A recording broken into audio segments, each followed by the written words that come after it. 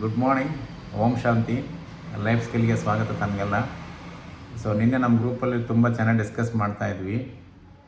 ಮನುಷ್ಯ ಯಾವುದರಿಂದ ಟಯರ್ಡ್ ಆಗ್ತಾಯಿದ್ವಿ? ನಾವು ತಗೊಳ್ಳೋ ಆಹಾರದಿಂದನಾ, ಅಥವಾ ನಾವು ಮಾಡೋ ಕೆಲಸದಿಂದನಾ, ಅಥವಾ ನಾನು ಜಾಸ್ತಿ ಪ್ರೆಷರ್ ತೊಗೊಳ್ಳೋದ್ರಿಂದ ಟಯರ್ಡ್ ಆಗ್ತಾಯಿದ್ದೀವ? ನಿನ್ನೆ ಈಗ ಇದ್ರ ಥರ ಡಿಸ್ಕಸ್ ಮಾಡಿದಾಗ ಸಾಕಷ್ಟು ವಿಷಯ ಬಂದಿದ್ದು. ನಾವು ಜಾಸ್ತಿ ಟಯರ್ಡ್ ಆಗೋದು ನನ್ನ ಆಲೋಚನೆಗಳಿಂದ ಒಂದು. ಎರಡನೇದು ಮೊಬೈಲ್ ನೋಡೋದ್ರಿಂದ ತುಂಬಾ ಅಡಿಕ್ಟ್ ಆಗಿಬಿಟ್ಟಿವಿ ಇವತ್ತಿನ ದಿವಸ. ಭಾಳ ಜನಕ್ಕೆ ಗೊತ್ತಿಲ್ಲ ಮೊಬೈಲ್ ನನ್ನೆಲ್ಲ ಹೇಗೆ ಕಂಟ್ರೋಲ್ ಮಾಡ್ತಾ ಇದೆ ಅಂತ ಹೇಳ್ಬಿಟ್ಟು. ನಾವು ಅಂದ್ಕೊಂಡು ನನ್ನ ಜೇಬಲ್ಲಿ ಮೊಬೈಲ್ ಇದೆ, ನನ್ನ ಕೈಯಲ್ಲಿ ಮೊಬೈಲ್ ಇದೆ, ನಾನು ಅದನ್ನು ಕಂಟ್ರೋಲ್ ಮಾಡ್ತಿದ್ದೀನಿ ಅಂತ ಹೇಳ್ಬಿಟ್ಟು. ನೋಡಿ ಬೇಕಾರೆ ನೀವು ಎಷ್ಟು ತಾಸು ನಾವು ಮೊಬೈಲಲ್ಲಿ ಕಳೆದೋಗಿದ್ದೀವಿ ಇವತ್ತು. ಸೊ ಮೊಬೈಲೇ ನಾನು ಕಂಟ್ರೋಲ್ ಮಾಡ್ತಾಯಿದ್ದೆ. ಹಾಗಾಗಿಬಿಟ್ಟು ನನ್ನ ಪ್ರೆಷರ್ ಜಾಸ್ತಿ ಆಗ್ತದೆ. ಮಾತು ಟೆನ್ಷನ್ಸು, ಪ್ರೆಷರ್ಸು, ಒತ್ತಡ ತುಂಬಾ ನಮ್ಗೆ ಗೊತ್ತಿಲ್ಲದೆ ಎಫೆಕ್ಟ್ಸ್ ಸಾಕಷ್ಟು ಬೀಳ್ತಾ ಇದೆ. ಇದ್ರ ಬಗ್ಗೆ ಇವತ್ತಿನ ಯುವ ಪೀಳಿಗೆ, ನಾವು ನಮ್ಮ ಮಕ್ಕಳಿಗೆ ತುಂಬಾ ಅಧೋಗತಿಗೆ ಹೋಗ್ತಾ ಇದ್ದೀವಿ ನಾವೆಲ್ಲ. ಇದ್ರ ಬಗ್ಗೆ ಸ್ವಲ್ಪ ಎಚ್ಚರಿಕೆ ವಹಿಸ್ಬೇಕಮ್ಮತ್ತೆ. ಎಸ್ಪೆಷಲಿ ಮೊಬೈಲನ್ನ ಕಂಟ್ರೋಲ್ ಮಾಡ್ಕೊಳ್ಳೋದು ಉತ್ತಮ. ಯಾಕಪ್ಪ ಅಂದರೆ ಮೊಬೈಲ್ ನನ್ನನ್ನು ಕಂಟ್ರೋಲ್ ಮಾಡಿಬಿಟ್ರೆ ನನ್ನಲ್ಲಿರ್ತಕ್ಕಂಥ ಸೆಲ್ಫ್ ಅವೇರ್ನೆಸ್ ಅಂತ ಏನು ಕರಿತೀವಲ್ಲ, ಸ್ವಂತಿಕೆ ಅಥವಾ ನನ್ನ ಒಂದು ವ್ಯಕ್ತಿತ್ವ, ಅದು ಕಳೆದೋಗ್ಬಿಡುತ್ತೆ. ಅಂದರೆ ಗೊತ್ತಿದ್ದೋ ಗೊತ್ತಿಲ್ಲದೆ ನನ್ನತನವನ್ನು ನಾನು ಮರ್ತ್ಬಿಡ್ತೀನಿ. ಆಮೇಲೆ ಮೈಂಡ್ ಟಯರ್ಡ್ ಆದಾಗ ಅದು ವಿಚಾರ ಮಾಡ್ತಕ್ಕಂಥದ್ದೇ ಬೇರೆ, ಸುಸ್ತು ಅನಿಸುತ್ತೆ ಸಾಕಷ್ಟು. ಆಮೇಲೆ ಏನಾಗುತ್ತೆ ಅಂದರೆ ಯಾರಾದ್ರು ಬಂದರೆ ಮಾತಾಡಲಿಕ್ಕೆ ಅದಕ್ಕೂ ಸಹನೆ ಕೊಡಲ್ಲ, ಇರಿಟೇಷನ್ ಮಾಡ್ಕೊಳ್ಳುತ್ತೆ, ಕೋಪ ಮಾಡ್ಕೊಳ್ಳುತ್ತೆ, ಬೇಜಾರು ಮಾಡ್ಕೊಳ್ಳುತ್ತೆ. ಸೊ ನಾವು ಯಾಕಂದರೆ ಮೊಬೈಲಲ್ಲಿ ಕಳೆದೋಗಿರ್ತೀನಿ ನಾನು. ಹಾಗಾಗಿಬಿಟ್ಟು ಅದು ಯಾರಾದರೂ ಸಡನ್ನಾಗಿ ಬಂದ ತಕ್ಷಣ ಏನು ಮಾತಾಡ್ಬೇಕಂತಲೇ ಮೈಂಡ್ ಬ್ಲ್ಯಾಂಕ್ ಆಗಿಬಿಡುತ್ತೆ ಒಂಥರ. ಅದೇ ನೀವು ನೋಡಿರಿ, ಎಲ್ಲಿ ಆಧ್ಯಾತ್ಮಿಕ ಸೆಂಟ್ರಲ್ಲಿ ಕೂತಾಗ ಸುಮ್ಮನೆ ಮೌನವಾಗಿದ್ದರೆ ಸಾಕು, ಎಷ್ಟೋ ನಮಗೆ ರಿಲ್ಯಾಕ್ಸ್ ಅನಿಸುತ್ತೆ ಮೈಂಡು. ಉತ್ಪತ್ತಿ ಮಾಡ್ತಕ್ಕಂಥ ಹಾರ್ಮೋನ್ಸೇ ಬೇರೆ, ಮೊಬೈಲ್ ನೋಡಿದಾಗ ಉತ್ಪತ್ತಿ ಮಾಡ್ತಕ್ಕಂಥ ಹಾರ್ಮೋನ್ಸೇ ಬೇರೆ. ಸೊ ಇದ್ರ ಬಗ್ಗೆ ತಿಳ್ಕೊಬೇಕಪ್ಪ ಅಂದರೆ ತುಂಬಾ ಸಾಕಷ್ಟು ವಿಷಯಗಳಿದ್ದಾವೆ. ಒಂದೊಂದಾಗಿ ನೋಡ್ಬೋದು ನಾವು ಬೇಕಾದ್ರೆ. ನಾನು ಮೊಬೈಲ್ ಕಂಟ್ರೋಲ್ ಮಾಡಬೇಕು, ಮೊಬೈಲ್ ನಾನು ಕಂಟ್ರೋಲ್ ಮಾಡ್ಕೋಬಾರ್ದು ಒಂದು. ಆಮೇಲೆ ಜಾಸ್ತಿ ಅನ್ನೆಸರಿ ಥಾಟ್ಸ್ ಬ್ರೈನ್ಗೆ ಹಾಕಬಾರ್ದು. ನನಗೇನು ಬೇಕಾದ್ರೆ ಉತ್ಪತ್ತಿ ಮಾಡ್ಕೋಬೇಕು. ಪ್ಲಸ್ ಡಿಜಿಟಲ್ ಡಿಟಾಕ್ಸ್ ಅಂತ ಕರಿತೀವಿ, ಉಪವಾಸ. ಈಗ ದೇಹಕ್ಕೆ ಉಪವಾಸ ಇದ್ದರೆ ದೇಹದಾಗಿರ್ತಕ್ಕಂಥೆಲ್ಲ ಫುಡ್ಡೆಲ್ಲ ಖರ್ಚಾಗುತ್ತೆ, ಆರೋಗ್ಯವಾಗಿರ್ತೀವಿ, ಲವಲವಿಕೆಯಿಂದ ಇರ್ತೀವಿ, ಮೈಂಡ್ ರಿಫ್ರೆಶ್ ಆಗುತ್ತೆ, ಬಾಡಿ ರಿಫ್ರೆಶ್ ಆಗುತ್ತೆ. ಅದೇ ಥರನೇ ಈ ಡಿಜಿಟಲ್ ಡಿಟಾಕ್ಸ್ ಅಂದರೆ ಮೊಬೈಲಿಂದ ದೂರ ಇರ್ತಕ್ಕಂಥದ್ದನ್ನು ಮಾಡ್ಕೋಬೇಕು. ಮೊಬೈಲ್ ಗ್ಯಾಡ್ಜೆಟ್ಸ್ ಇರ್ಬೋದು, ಕಂಪ್ಯೂಟರ್ ಇರ್ಬೋದು, ಲ್ಯಾಪ್ಟಾಪ್ ಇರ್ಬೋದು, ಇದನ್ನು ಟಿ ವಿ ಇರ್ಬೋದು, ಇರ್ಬೇಕು. ಇನ್ನು ಪೇಪರ್ ಓಕೆ, ಪೇಪರ್ ಓದ್ತೀವಿ ನಾವು ಕಣ್ಣಿಂದ. ಬಟ್ ಇದು ಹಂಗಲ್ಲ, ಇದು ಅನ್ನೆಸರಿ ವಿಷಯಗಳು ಜಾಸ್ತಿ ಆಗ್ತಾ ಹೋಗ್ತಾವೆ. ಮತ್ತು ಹಂಗಾಗ್ಬಿಟ್ಟು ಇದ್ರ ಬಗ್ಗೆ ಇವತ್ತು ವಿಸ್ತಾರವಾಗಿ ತಿಳ್ಕೊಳ್ಳೋಣ.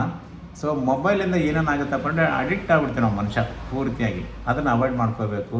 ಆಮೇಲೆ ಡೊಪಮಿನ್ ಅಂತಕ್ಕಂಥದ್ದು ಉತ್ಪತ್ತಿ ಆಗೋದ್ರಿಂದ ನಾವು ಜಾಸ್ತಿ ಸ್ಕ್ರೋಲ್ ಮಾಡ್ತಾ ಹೋಗ್ತೀವಿ, ಸೆಕೆಂಡ್. ಸೊ ಇದು ನಮ್ಮನ್ನು ಕಂಟ್ರೋಲ್ ಮಾಡಿಬಿಡುತ್ತೆ ಒಂದು ಸರಿ.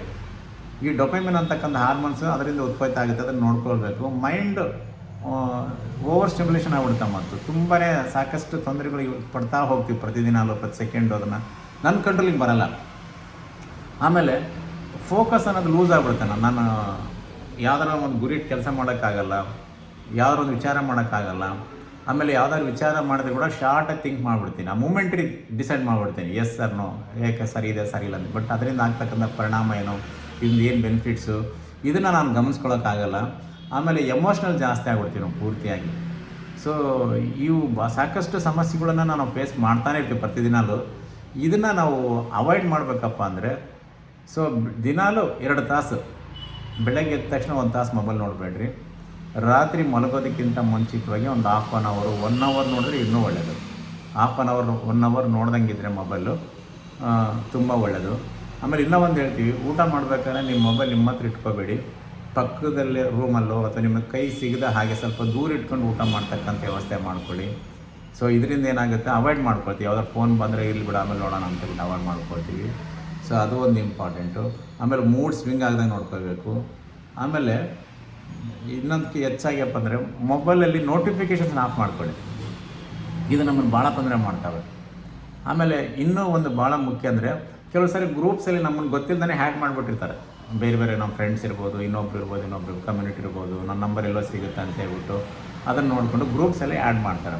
ಆ ಗ್ರೂಪ್ಸಲ್ಲಿ ಏನಾಗುತ್ತೆ, ಕೆಲವು ಸರಿ ಅನ್ನೆಸೆಸರಿ ಥಿಂಗ್ಸ್, ನನಗೆ ಬೇಕಾಗಿಲ್ಲ ಕೂಡ ಆ ವಿಷಯಗಳು ಬಂದು ನನ್ನ ತಲೆಗೆ ಬೀಳ್ತಾ ಇರ್ತವೆ. ಆ ನೋಟಿಫಿಕೇಷನ್ ನೋಡ್ತಿರ್ತೀವಿ ಒಂದ್ಸರಿ ನೋಡೋದು. ಸೊ ಇದು ಆದಷ್ಟು ನೀವು ಆ ಗ್ರೂಪ್ಗಳಿಂದ ಹೊರಗಡೆ ಬರಲಿಕ್ಕೆ ಪ್ರಯತ್ನ ಮಾಡಿ. ಆ ಗ್ರೂಪಿಂದ ನನಗೇನು ಉಪಯೋಗ ಇರಲ್ಲ, ಕೆಲವೊಂದು ಸಲ ಉಪಯೋಗ ಇದ್ದರೆ ಕೂಡ ಏನಂತ ಮೇಜರ್ ಆಗ್ತಕ್ಕಂಥದ್ದು ಏನಿರಲ್ಲ. ಆದಷ್ಟು ಗ್ರೂಪ್ಗಳಿಂದ ಹೊರಗಡೆ ಬರ್ರಿ. ನಿನಗೆ ಬೇಕಿಲ್ಲ ಮೇಲೆ ಗ್ರೂಪ್ ಆಗಬೇಕು ನಿನಗೆ. ಸೊ ಇದನ್ನು ನೀವು ಅವಾಯ್ಡ್ ಮಾಡಿರಿ. ಗ್ರೂಪ್ಸಿಂದ ಬರ್ತಕ್ಕಂಥದ್ದು, ನೋಟಿಫಿಕೇಷನ್ ಇರ್ತಕ್ಕಂಥದ್ದು, ಬೆಳಗ್ಗೆ ಒಂದು ತಾಸು ಅವಾಯ್ಡ್ ಮಾಡಿರಿ, ಬೆಳಗ್ಗೆ ರಾತ್ರಿ ಒಂದು ತಾಸು. ಆಮೇಲೆ ಮೆಡಿಟೇಷನ್ ಮಾಡೋಕ್ಕೆ ಪ್ರಯತ್ನ ಮಾಡಿ, ಅದರಲ್ಲಿ ಹೆಂಗನ ಮಾಡಿ. ಇದರಿಂದ ಏನಾಗುತ್ತೆ, ಆಮೇಲೆ ಆ ಸ್ಲೀಪ್ ಅಂತಕ್ಕಂಥದ್ದು ನಾವು ಕೆಡಿಸ್ಕೊಂಡ್ಬಿಡ್ತೀವಿ. ಯಾವಾಗ ನಾನು ಮಲಗೋದಕ್ಕಿಂತ ಮುಂಚಿತವಾಗಿ ಕಂಟಿನ್ಯೂಸ್ ಮೊಬೈಲ್ ನೋಡ್ತಾ ಇದ್ದರೆ, ಡೇ ಫುಲ್ ಮೊಬೈಲ್ಸ್ನಲ್ಲೇ ನಾನು ಇನ್ವಾಲ್ವ್ಮೆಂಟ್ ಆಗ್ತಾ ಹೋದರೆ ಎಷ್ಟು ಟಯರ್ಡ್ ಆಗುತ್ತೆ ಗೊತ್ತಾ. ಬಾಡಿ ಮೈಂಡು ರಿಲ್ಯಾಕ್ಸ್ ಅನ್ಸೋದಿರಲ್ಲ, ಏನೋ ಥಿಂಕಿಂಗ್ ಇರಲ್ಲ, ಆಮೇಲೆ ಆ್ಯಕ್ಟಿವಿಟೀಸ್ ಅನ್ನೋದು ಇರಲ್ಲ. ಇದು ನಿಜವಾಗಿ ನನಗೂ ತುಂಬಾ ಆಗುತ್ತೆ ಕೆಲವೊಂದು ಸಾರಿ ಇರಿಟೇಷನ್ಸು.